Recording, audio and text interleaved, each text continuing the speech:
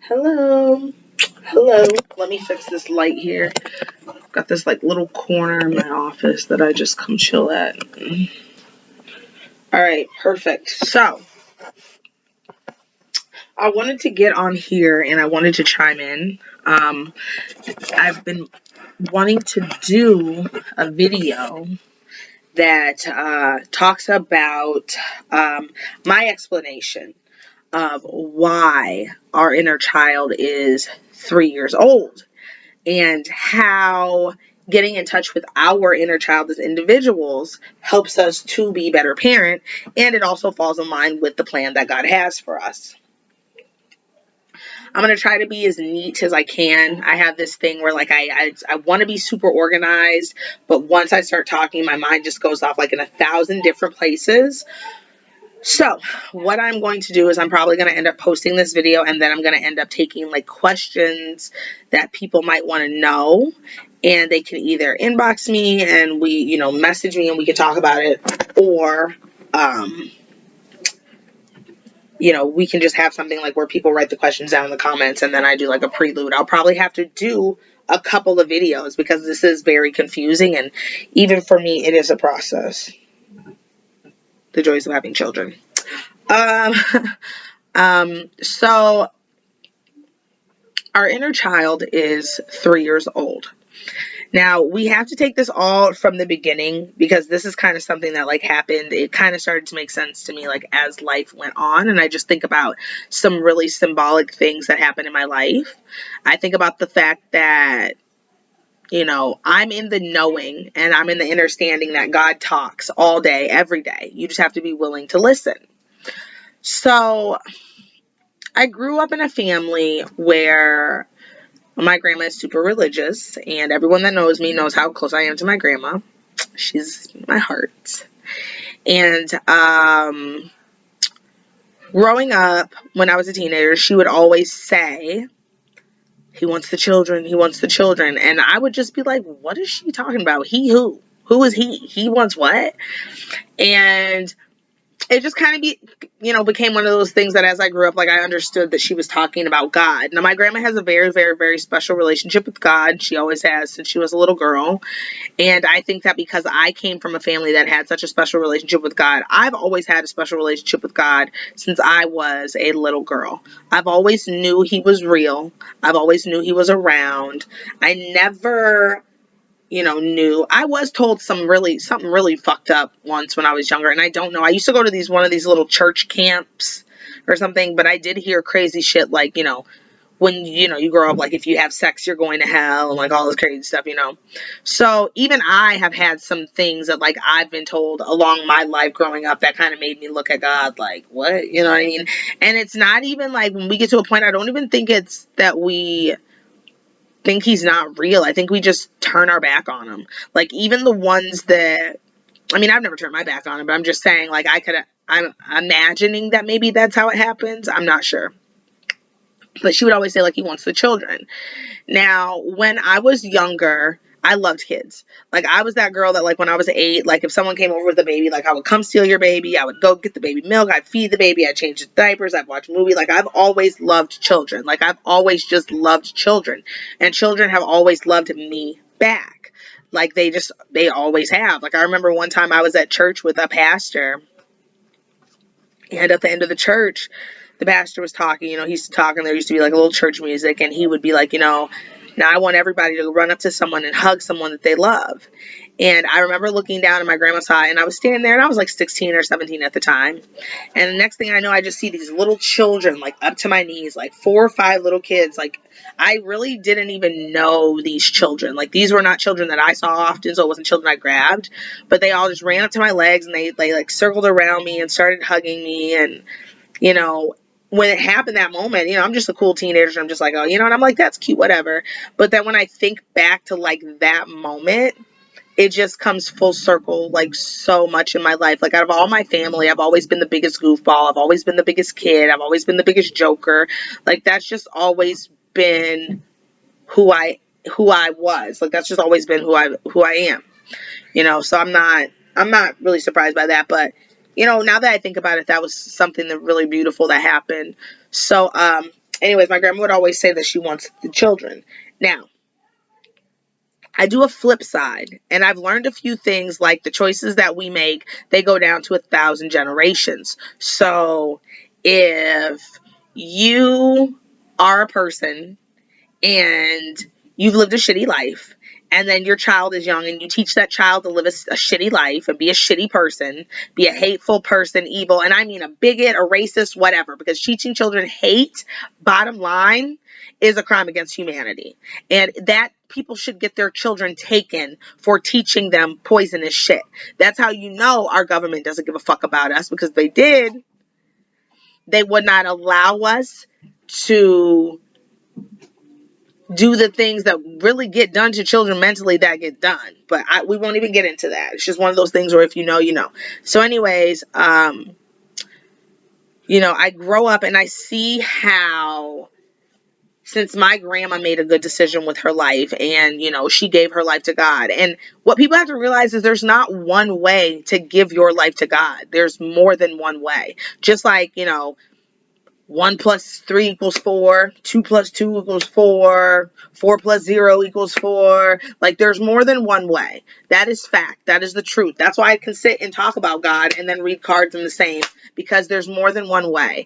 And I don't accept anyone else's opinion about what I do with my life, because this is my journey and it's got me here, and I'm okay with where I'm at. Like, I love God, He loves me, and I'm in the knowing of that, you know? So, you know, you grow up and you become a parent and you see very clearly when you're a parent. Like, I've always been told that He wanted the children. So that's just one of those things that plays in the back of my mind on the loop. Well, as I've had my daughter, and fast forward from her being, you know, a little baby to now she's 13 and I have a 2-year-old and a 1-year-old, it's very clear to see the attack on the children. It's through the music. It's through the movies. It is through subliminals. And the attack on, you know, our children, believe it or not, has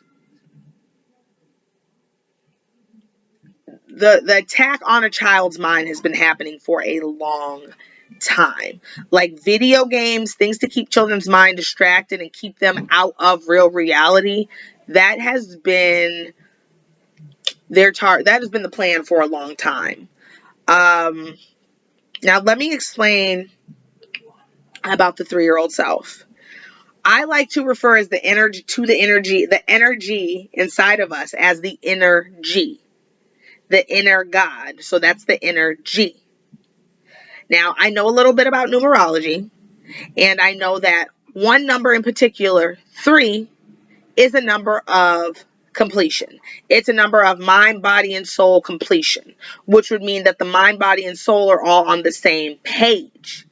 Now, when a child is 3, they are going to be a G. They are going to be real, because when we think of what a G means, I mean, the slang for a G means like a G. Like if someone says they're a G, they're real. They're a real G. Like Tupac, he was a G.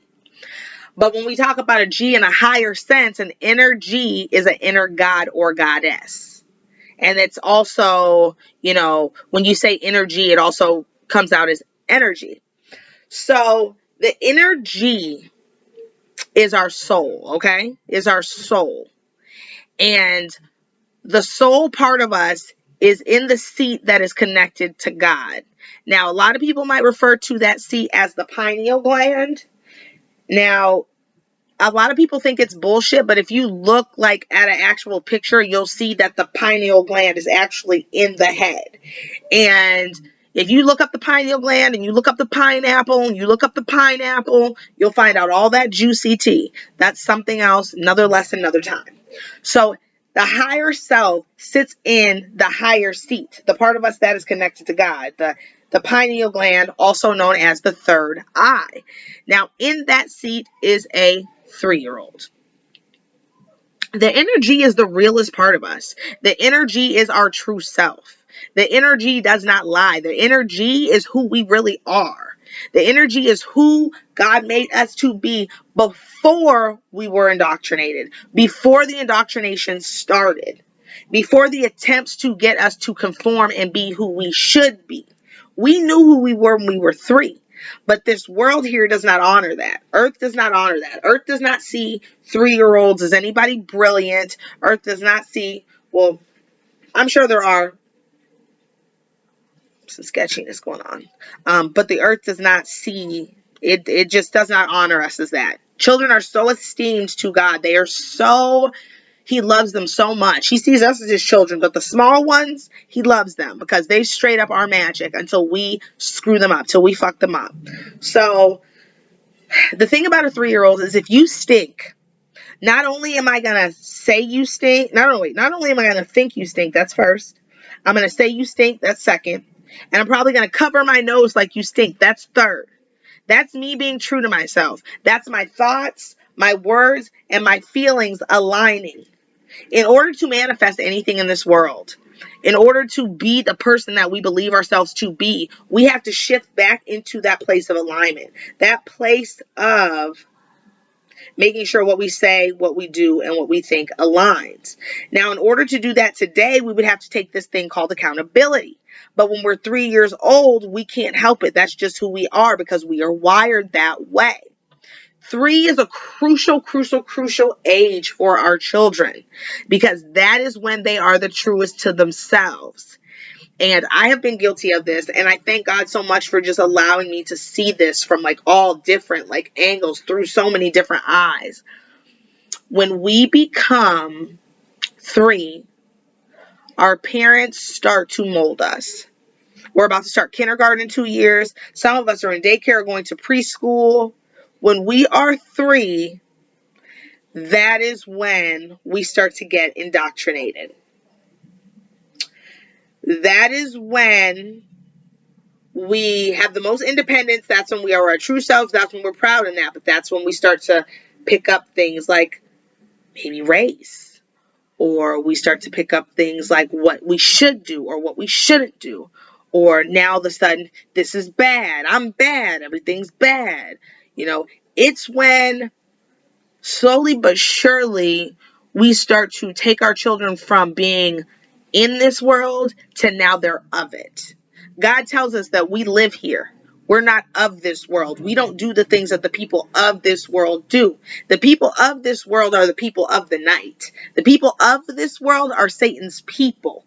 We were brought here to have a very human experience so that God could experience his own creation. We were not brought here to get lost in the sauce and be following Satan everywhere he goes. But that's what a lot of us have chosen. That's what a lot of us choose. 3-year-olds are so precious because they are the truest to themselves. And what starts to happen is us as parents, we are the ones that pull our children away from God. We are the ones that pull him away from God. Now, there are some parents that are flat out tell their children God's not real and just forget about it. Big fucking mistake. When you start to do things like that, not only is it irresponsible, but you are putting the rest of the world in harm's way, because that's one less light that's going to shine in this world just because you told them that where they come from doesn't exist. The minute you cut off the head of where somebody comes from, the minute you get rid of the root of where someone comes from, the minute you cut them off from that, it's hard for them to find their way back. Just like all the black people. I hate to do this, but I got to do it. Just like all the black people that we came from Africa on the slave ships, our ancestors. When they got here, they got their name switched. They got beaten to fucking submission. They couldn't speak their own language. They had to live here and do this, that, and the third. So the people in charge very well know that when someone is cut off from where they come from, their light diminishes. Because how can you be true to yourself when you don't know who you are? Socrates said it, know thyself. There is power in knowing yourself. Knowing yourself is knowing God. Knowing God is knowing the childlike part of yourself, is realizing that the 3-year-old part of you never died. You just buried them away because someone told you you had to. Some of us, we bury them away because we feel like it's time to grow up now. We've got to be responsible. We can't do childish things. We can't, there's a difference between being childlike and being childish. Being childlike is being innocent, being fun, being pure, being, having the best of intentions. Being childish is being goofy, arrogant, doing things and you don't know why you're doing them. It's such a difference from, people's meaning and understanding of what it is to be like a child. The greatest in the kingdom of heaven is like a child. So it makes perfect sense that the childlike part of us is 3 years old. And that number 3, not only does it stand for completion, it stands for action. At 3 years old, we are going to take action.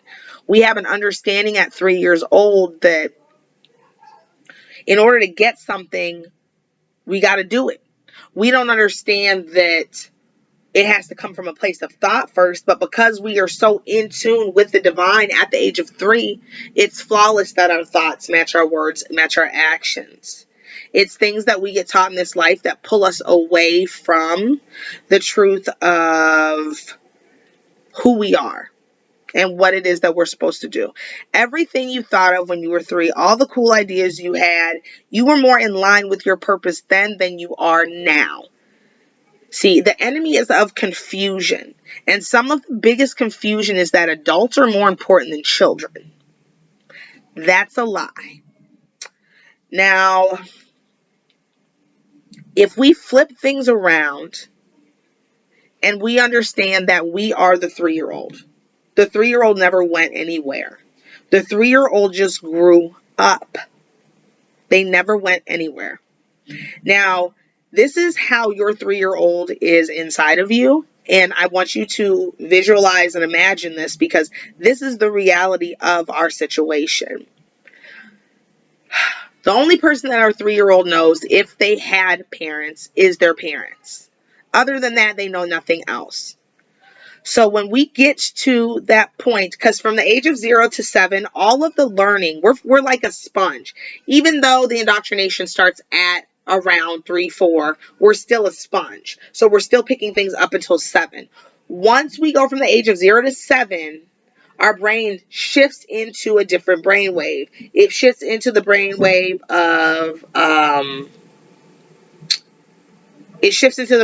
of now combining everything that was learned from the age of 0 to 7 with external factors and what's going on consciously. So that's why sometimes, like, if we do stuff and we don't know why we did it, it's buried in our subconscious because 0 to 7 is the foundation for our lives.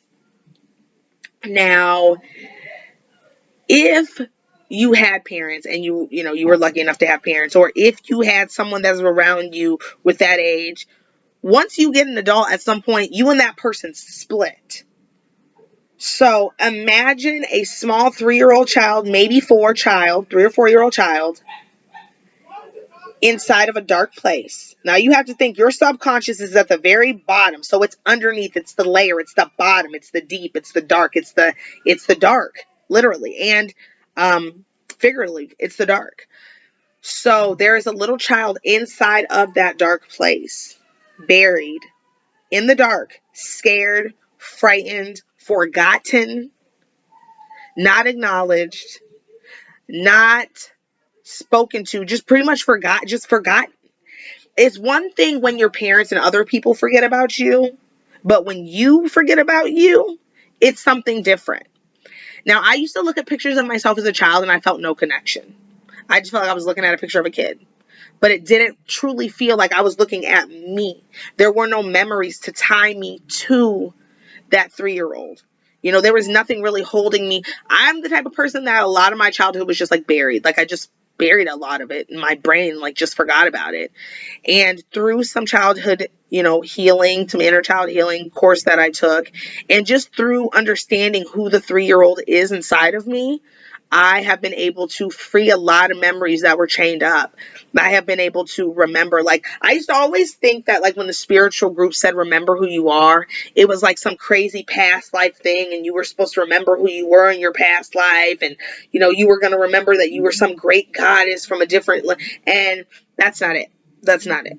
That's not it. Remember who you are is, who were you when you were 3? Who are you? And if the 3-year-old you had a chance to talk to you today, would they be pleased or would they be disappointed? Would they be proud or would they be upset? What we as adults need to do is, and it's the same thing as shadow work, inner child healing, we need to be brave enough to go inside of the dark, to go into our subconscious and dig around. Now, when we start to dig around inside our subconscious, it's not easy. There will be tears. Things will start to pop up. It will hurt.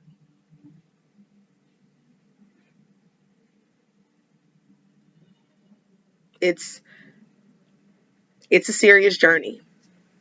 But in this journey, we have a beautiful, beautiful Father who loves us, who wants the best for us, and He wants us to remember.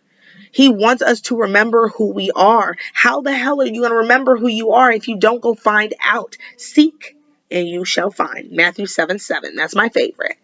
You've got to be brave enough, baby, to search. You've got to be brave enough to look. You've got to be brave enough to acknowledge. So a lot of us, we grow up and we just act like our 3-year-old self dream spirit died, and that's just not true. We chose to leave that part of ourselves behind. We made that choice to leave them behind for whatever reason. Alcohol, drugs, whatever. I won't lie to you. I will say that now that I do not partake in binge drinking and getting drunk, I mean, I had some like mimosa with my sister yesterday, like a couple mimosas, but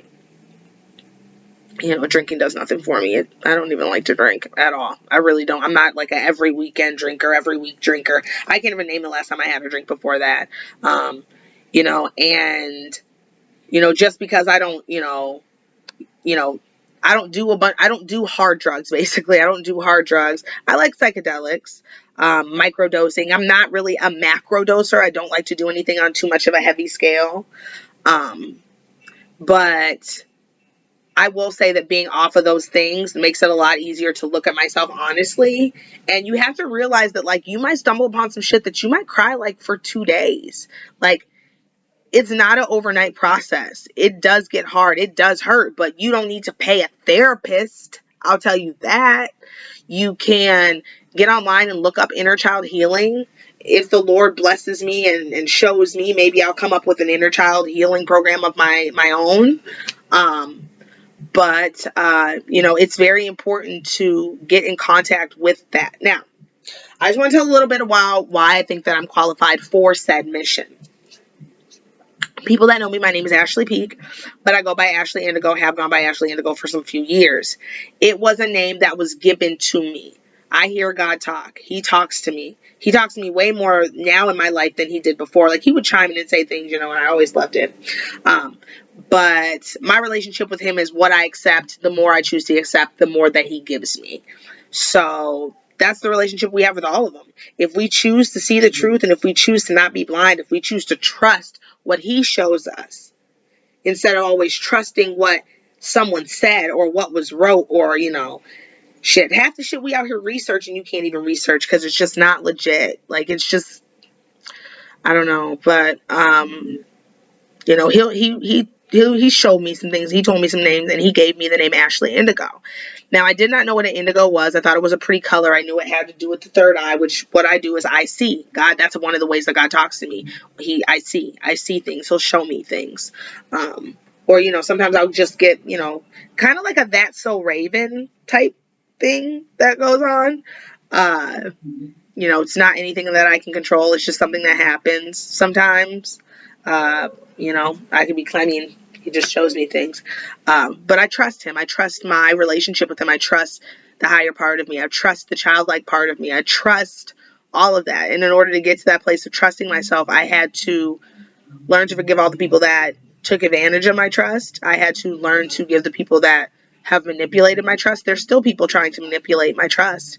I just choose to stand up for the 3-year-old in me and tell her that I'm not going to let anybody hurt you. I'm not going to let anybody get close to you to hurt you. If I feel like somebody's going to hurt you, I'm going to stop them.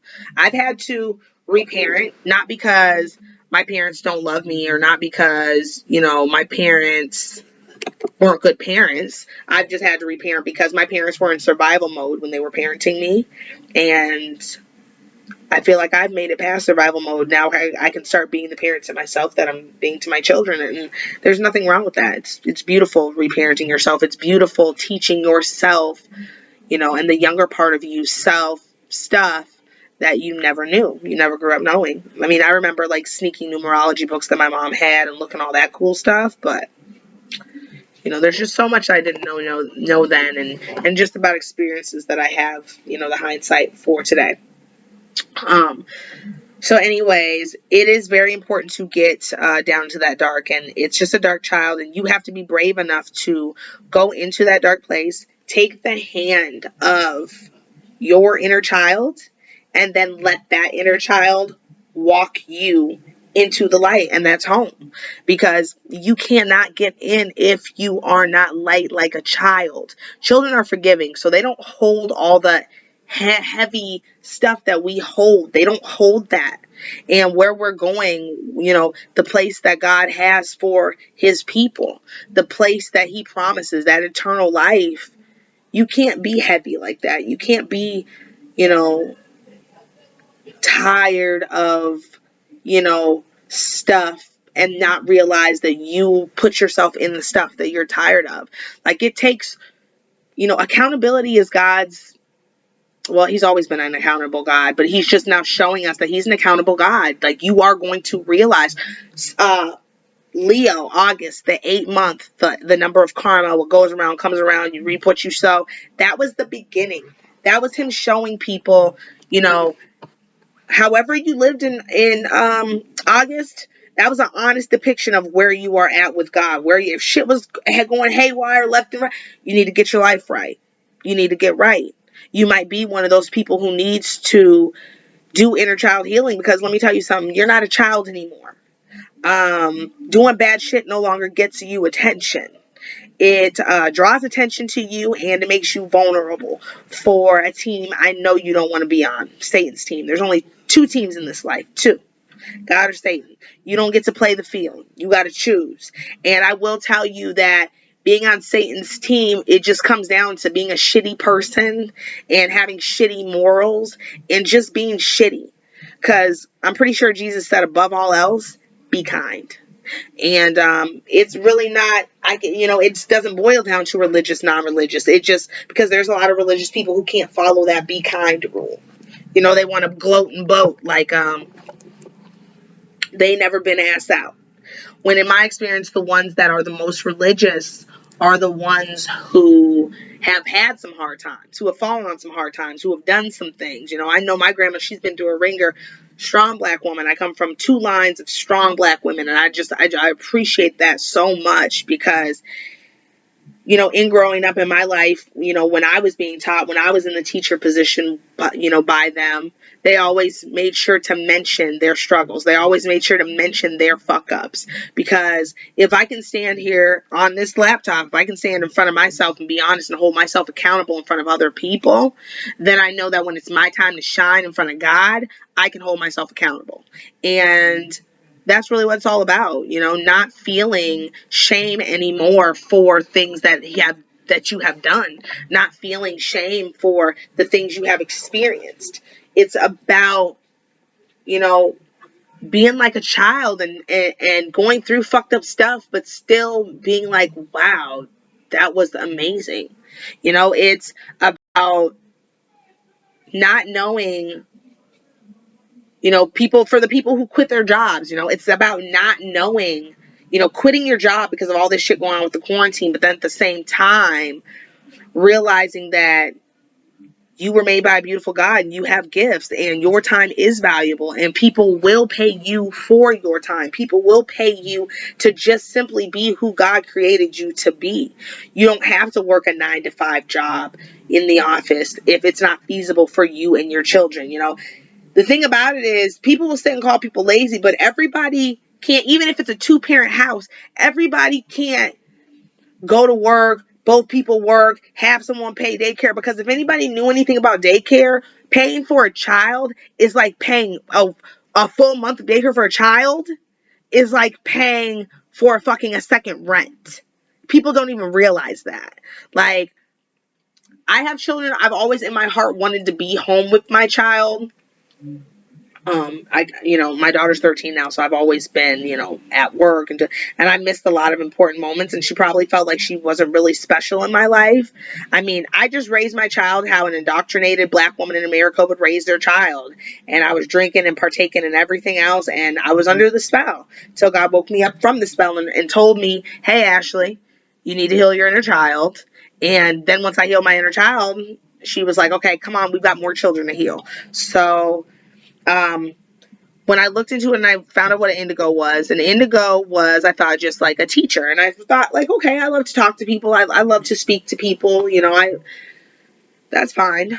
And then, I was reading cards, and I have a deck, an angel deck, and I had pulled a card for myself. I was reading, and it had said indigo, which is Archangel Metatron. And it had said teacher, and then it had put on there, and children. And I looked at the description. Now, like I said, I've always loved children, but there did become a point in my life where I just kind of was like, children are annoying. I don't trust other people's children. I don't really care for other people's children. But when I rewind back, this was at a time where I really didn't have tolerance or space or hold space for the 3-year-old part of myself. I couldn't even handle the 3-year-old part of myself. So it was like, I used to tell myself that little lie, but anybody that knows me knows that I've always loved babies. I've always loved, small children. So when I saw that indigo card in the deck, when I had read for myself, to me, that was confirmation that, you are a teacher, but you can work with children. Indigos, they specialize in sensitive children. Now, I'm a Cancer. Crybaby of the Zodiac, aka the mother of the Zodiac, but they can be some crying ass babies. I don't cry as much anymore because I'm stronger inside. But when I was fragile and I was soft, I mean, you have to think about how a Cancer is. They're soft. They have a shell to protect them. They always need to feel protected. So I was a sensitive child. I was very sensitive, and I had Aquarius parents. My mom, my dad, they're both Aquariuses. So Aquariuses, they're not the softest. They're more of an intellectual. I always felt misunderstood. I always felt like a black sheep. And my grandma, she's an Aquarius, but she always understood me because we're like the same person. I'm just younger. And so when I sat and I thought, that card said, sensitive children. She can work with children. I thought to myself, you know what? I do want to work with children, but I don't know if I can appeal to the child, the child graphedemic. What would I talk to children about? What is it? And then I just kind of had to sit back. Like, God did this thing for me where he allowed me to look at all the pieces of my life. And I was able to see, like, here I am with this 13-year-old daughter that I struggle with raising because I'm noticing all the different forms of indoctrination. How do I combat this? How do I do this? Well, let me tell you. My higher self chimed in. My 3-year-old self chimed in. And she pretty much told me that's why it's important that she's here. That is why she's important, that I'm important, that she's in me. Because it's her. It's her, my higher self, that connects to my children. Without her active, without that connection to myself, how can I connect to my children? If I can't connect to my 3-year-old self, how can I connect to my children? Now, while I'm a parent, I might not know it all. If I'm not intact with my higher self, how can I know what is best for the highest good of my children? Now, your children are important because when your children get to about 3 or 4, if you know God and if you know the questions to ask, you can start talking to them about the angelic realm. You can start talking to them about heaven. You can start asking them about God. And not all children will know. Not all children will know. Well, nowadays, it seems like more will know. But think back. If you've ever had children that asked about God when they were little, or ever had children who wanted to talk about angels when they were little, or ever had children that mentioned Jesus, they weren't lying to you. They were telling you the truth. Let's just be clear about that part. A lot of people just kind of brush that shit off, but it's real. It's been real. And if you can't connect to your 3-year-old self, how are you going to connect to a child? What are you going to use? Because adults, I figured it out. Adults, we have a feeling of superiority over our children because it's just been that way for as long as time. Like, they just say, like, you're not your child's friend, and you're not your child's friend, but you are not in any way superior to your child. God might even find that laughable because Adults are sheeple. Adults just try to keep up with the Joneses, and they want to be this and they want to be that, and they just have no damn idea who they really are. Like, who they came here to be. Like, we did not come here to work for a company and make that company and the boss, the big boss, rich while we make pennies and live paycheck to paycheck. Like, God never put that in. That was not supposed to be it. Now, granted, that is part of the human experience, but you're just supposed to experience it. You're not supposed to pick up with it, start to feel hopeless, and feel like, well, this is just life. That's the lie. That's the indoctrination. That's the enemy. That's the programming. That's not true. None of that shit is true. Now, if I take away the need for control, if I take away the need for superiority when dealing with my child, what's left behind is the essence of a child. I'm not judging. I'm not acting like I know better. I'm in a space of truly caring, truly connecting. My mind cares. My mind cares first. So my words are going to care, and I'm going to act like I care. The the the child is the greatest in the kingdom of heaven, and the smaller the child, the greater they are in the kingdom.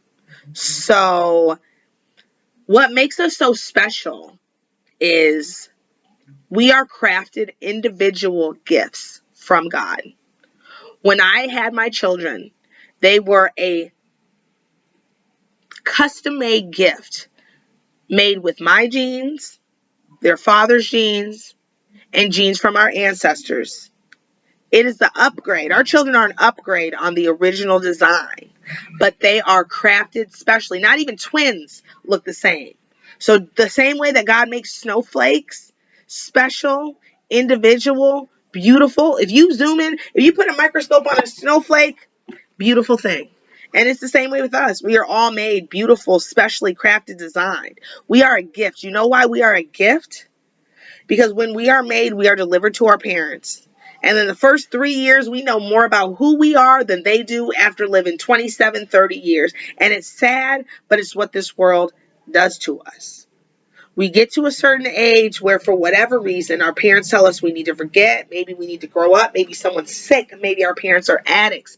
And we, just like everyone else forgets about us, we forget about us. We walk away. And when we walk away and we shut the door, we shut the door on our subconscious. We shut the door on our subconscious, and we shut this with the door on our inner child. We shut the door on our inner self. Now, our children are gifts from God, because I like to think of them like on some like boss baby type shit. They come here. They have a knowing, an inner knowing of where they come from. That's why babies like are obsessed with lights. My son likes to hug the oven because I assume heaven's warm. Children, they come from love. They come from love, born into a world of sin, a dark world, to find their way back to love. But between the first years of 0 and 3, they know love. They're love. Their entire being is love. Their entire essence, child essence is love. And what happens is they come here as a gift because they give us clues. When your kid is 2, 3, 4, depending on what they start teaching them about God. Start saying God.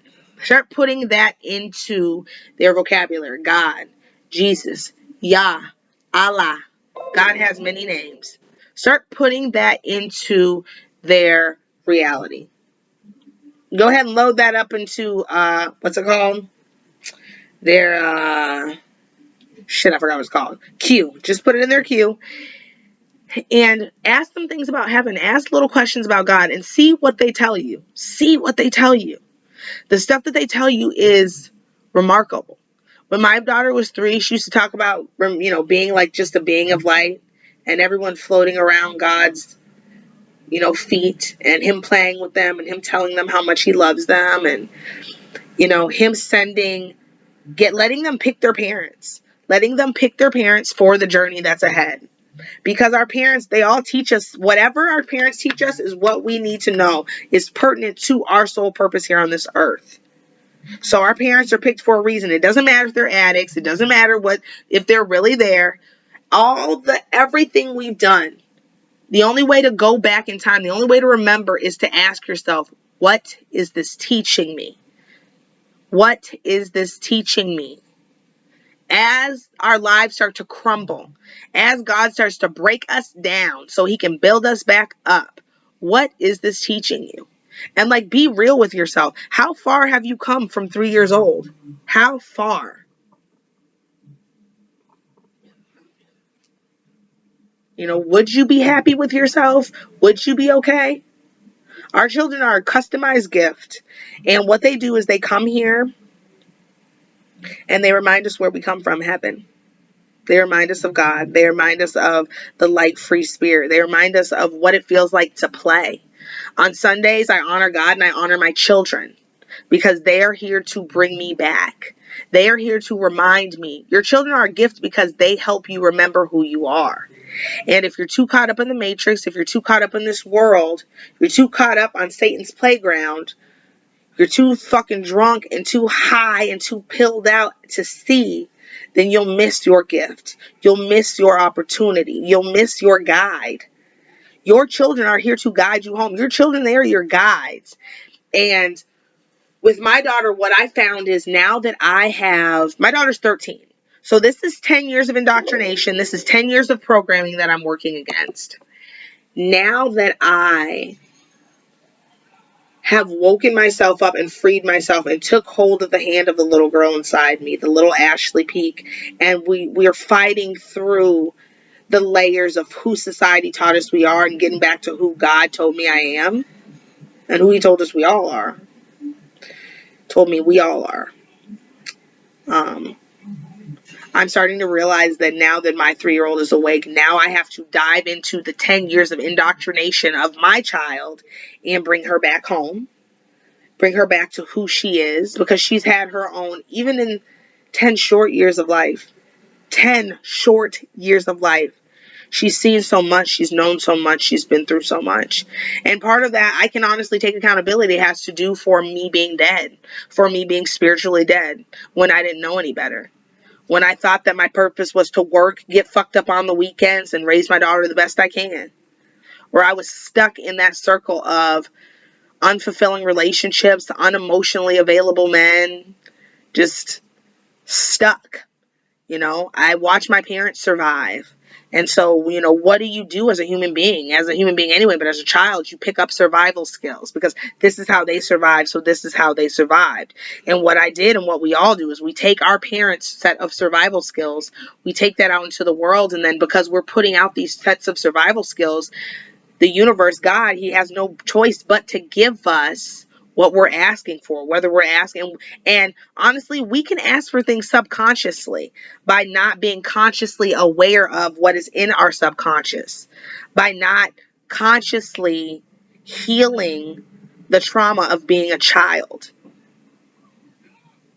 The fact that that's even a thing, like there's trauma from being a child, people need to understand that, like, it was a traumatic experience being a child, because by the age of 3, they want you to snap out of it. And by 5, you are who we tell you who you are. Especially, and I hate to even, but when you're of color, yeah.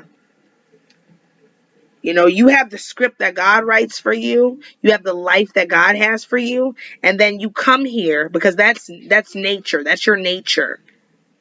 And then you come here and you deal with the nurture part of it, the environment. Nurture versus nature. Nature versus nurture.